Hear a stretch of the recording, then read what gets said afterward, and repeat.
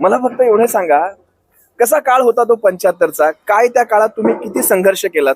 तो काळ असा होता का टायमाला काही वस्तू पण मिळत नव्हती. अरे, तरी पण मी इथून बालासाहेबांचा कार्ड आला कार्ड आला.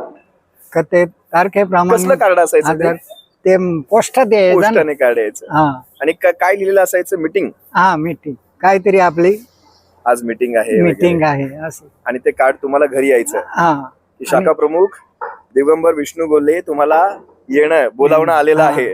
तर मग कसं जाणं कसं व्हायचं? कसे निघायचं तुम्ही मग? असं आम्ही इथून बसला जायचो कल्याण पर्यंत.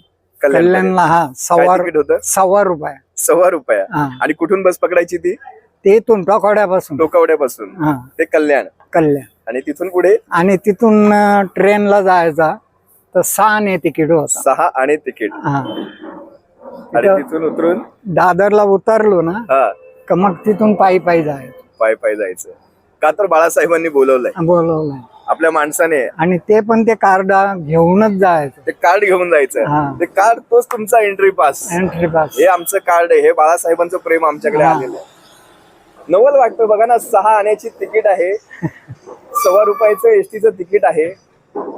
75चा तो काळ. त्या आणि तो काळ असा की ज्या काळामध्ये हे ठाणं ग्रामीण इथे तुम्हाला कसलीच सोय मिळणार. आजही इथे सोयींची वाणवा आहे, त्याच्यात मी जात नाही. पण ठाणे ग्रामीण मधली ही माणसं ही शिवसेना वाढवत होती इथे.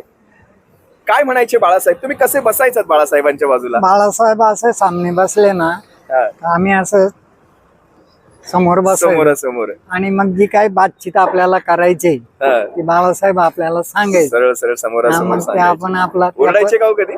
नाही ओरडणं कधीच नाही. सरळ सांगणं फक्त.